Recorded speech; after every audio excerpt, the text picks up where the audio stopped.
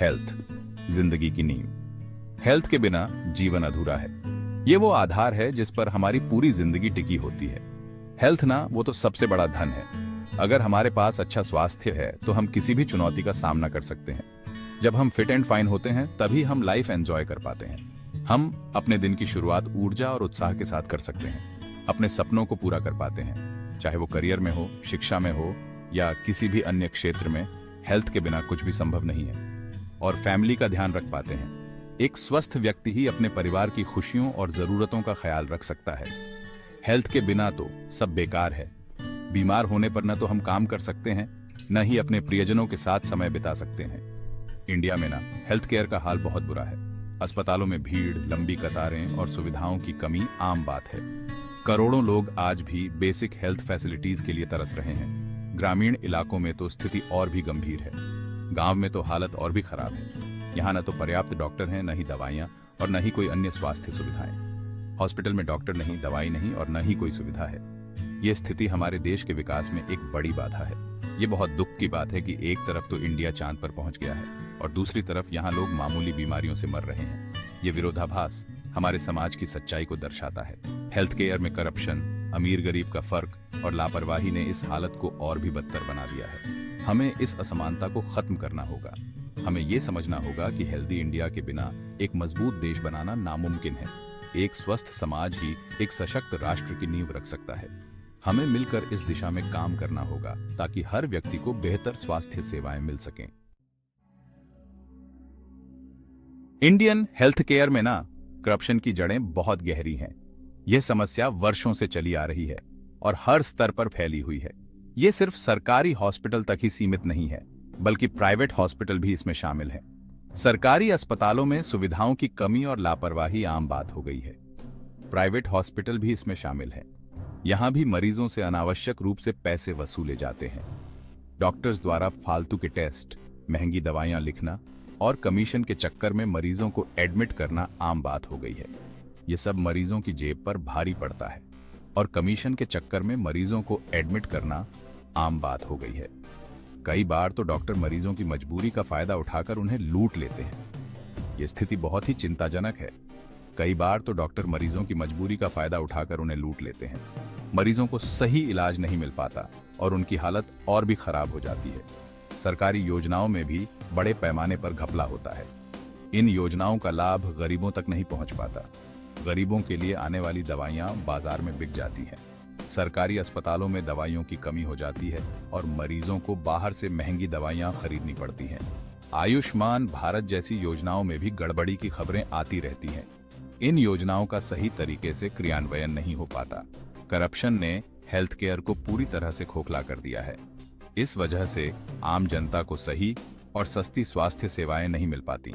जब तक इस पर लगाम नहीं लगाई जाती, तब तक लोगों को अच्छी और सस्ती हेल्थ केयर मिलना मुश्किल है। हमें इस समस्या का समाधान ढूंढना होगा ताकि हर व्यक्ति को बेहतर स्वास्थ्य सेवाएं मिल सकें। इंफ्रास्ट्रक्चर का ना होना एक बहुत बड़ी प्रॉब्लम। यह समस्या न केवल शहरों में बल्कि गांवों में भी बहुत गंभीर है। इंडिया में हेल्थ केयर की एक और बड़ी प्रॉब्लम है इंफ्रास्ट्रक्चर की कमी। अस्पतालों में भीड़ इतनी ज्यादा होती है कि मरीजों को घंटों इंतजार करना पड़ता है। ज्यादातर सरकारी हॉस्पिटल की हालत बहुत खराब है। उपकरण टूटे हुए हैं और वार्ड की स्थिति दयनीय है। यहां न तो पर्याप्त बेड है, न ही डॉक्टर और नर्स। मरीजों को इलाज के लिए लंबा इंतजार करना पड़ता है और स्टाफ भी बहुत थका हुआ होता है। गांवों में तो हालत और भी बुरी है। यहाँ के हेल्थ सेंटर्स में बुनियादी सुविधाओं का भी अभाव है। यहाँ प्राइमरी हेल्थ सेंटर में भी दवाइयों और डॉक्टर्स की कमी रहती है। मरीजों को जरूरी दवाइयां भी नहीं मिल पाती। ऐसे में लोगों को इलाज के लिए मीलों दूर शहर जाना पड़ता है। यह सफर उनके लिए बहुत मुश्किल और महंगा साबित होता है। सरकार हेल्थ केयर पर जीडीपी का बहुत छोटा सा हिस्सा ही खर्च करती है। यह बजट बहुत कम है और इससे हेल्थ केयर की समस्याओं का समाधान नहीं हो सकता। इस कारण हेल्थ केयर का विकास नहीं हो पा रहा है। न तो नए अस्पताल बन रहे हैं और न ही पुराने अस्पतालों की मरम्मत हो रही है। नए हॉस्पिटल नहीं बन रहे हैं। जो निर्माण कार्य शुरू भी होते हैं वे अधूरे रह जाते हैं। पुराने हॉस्पिटल की मरम्मत नहीं हो रही है। इनकी हालत दिन ब दिन खराब होती जा रही है। जब तक हेल्थ केयर में पैसा नहीं लगाया जाएगा, तब तक इस हालत में कोई सुधार नहीं होने वाला है। लोगों को जागरूक होना पड़ेगा और सरकार पर दबाव बनाना पड़ेगा ताकि हेल्थ केयर में सुधार हो सके। इंडियन हेल्थ केयर में अमीर गरीब का बहुत बड़ा अंतर है। अमीरों को तो महंगे प्राइवेट हॉस्पिटल में सारी सुविधाएं मिल जाती हैं, लेकिन गरीबों को सरकारी हॉस्पिटल में बेइज्जती सहनी पड़ती है। शहर और गांव में भी हेल्थ केयर में बहुत फर्क है। शहरों में तो अच्छे हॉस्पिटल और डॉक्टर हैं, लेकिन गांव में लोग बेसिक हेल्थ फैसिलिटी से भी वंचित हैं। इसके अलावा जाति, धर्म और औरत मर्द के आधार पर भी हेल्थ केयर में भेदभाव होता है। दलितों, आदिवासियों और महिलाओं को अक्सर हेल्थ केयर से वंचित रखा जाता है। यह असमानता नैतिक रूप से गलत होने के साथ साथ देश के विकास के लिए भी नुकसानदेह है। सेक्शन 5, दवाइयों का काला बाजार। एक बहुत रिस्की खेल। दवाइयों की black marketing Indian health care की एक और गंभीर समस्या है। कई बार खराब और नकली दवाइयां बाजार में बेची जाती हैं, जिससे लोगों की जान भी जा सकती है। दवाइयों के दाम बहुत ज्यादा होना भी एक बड़ी समस्या है। कई बार कंपनियां मनमाने दामों पर दवाइयां बेचती हैं, जिसे खरीदना आम आदमी के लिए मुश्किल हो जाता है। सरकार को इस पर सख्ती से रोक लगाने की जरूरत है। दवाइयों के दामों पर कंट्रोल रखना चाहिए और नकली दवाइयों के धंधे को जड़ से खत्म करना चाहिए। सेक्शन 6, गांवों का दर्द। गांवों में हेल्थ केयर का बहुत बुरा हाल है। यहां हॉस्पिटल और डॉक्टर बहुत कम है। प्राइमरी हेल्थ सेंटर में भी दवाइयां और स्टाफ नहीं होता है। ऐसे में लोगों को छोटी मोटी बीमारी के लिए भी मीलों दूर शहर जाना पड़ता है। कई बार तो लोग समय पर इलाज न मिलने के कारण मर जाते हैं। सरकार को गांवों में हेल्थ केयर पर खास ध्यान देने की जरूरत है। यहां हॉस्पिटल बनवाने चाहिए, डॉक्टर्स की नियुक्ति करनी चाहिए और दवाइयों का इंतजाम करना चाहिए। सेक्शन 7, प्राइवेटाइजेशन का राज। हाल के सालों में इंडिया में हेल्थ केयर के प्राइवेटाइजेशन में तेजी से बढ़ोतरी हुई है। हालांकि इसके अच्छे और बुरे दोनों पहलू हैं। प्राइवेट हॉस्पिटल आधुनिक सुविधाओं और अच्छे इंफ्रास्ट्रक्चर से लैस होते हैं। यहाँ अनुभवी डॉक्टर्स भी होते हैं। हालांकि इन हॉस्पिटल में इलाज बहुत महंगा होता है, जिसे आम आदमी अफोर्ड नहीं कर सकता। प्राइवेटाइजेशन के कारण हेल्थ केयर एक बिजनेस बन गया है। हॉस्पिटल पैसा कमाने के लिए मरीजों को फालतू के टेस्ट करवाते हैं, महंगी दवाइयां लिखते हैं और उन्हें ज्यादा दिनों तक भर्ती रखते हैं।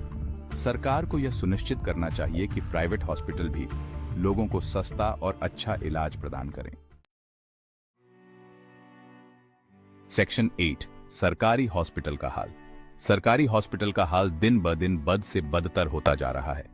यहाँ सफाई का अभाव, बेड की कमी, डॉक्टरों और नर्सों की कमी और दवाइयों की कमी जैसी समस्याएं बहुत आम हैं। ऐसे में लोगों को सरकारी अस्पतालों में इलाज करवाने से डर लगता है। उन्हें डर होता है कि कहीं उन्हें और बीमार न कर दिया जाए। सरकार को सरकारी अस्पतालों का हाल सुधारने के लिए कुछ ठोस कदम उठाने चाहिए। अस्पतालों में सफाई का ध्यान रखना चाहिए, बेड की संख्या बढ़ानी चाहिए, डॉक्टरों और नर्सों की नियुक्ति करनी चाहिए और दवाइयों का इंतजाम करना चाहिए।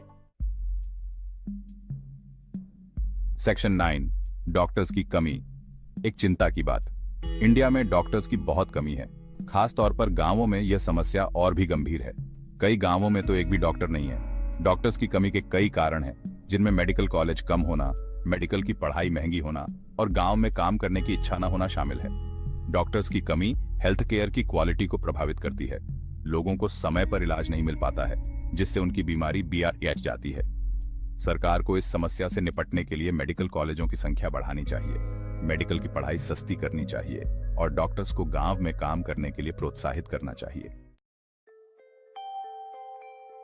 सेक्शन 10, उम्मीद की किरण। इंडियन हेल्थ केयर का हाल चिंताजनक जरूर है, लेकिन निराश होने की जरूरत नहीं है।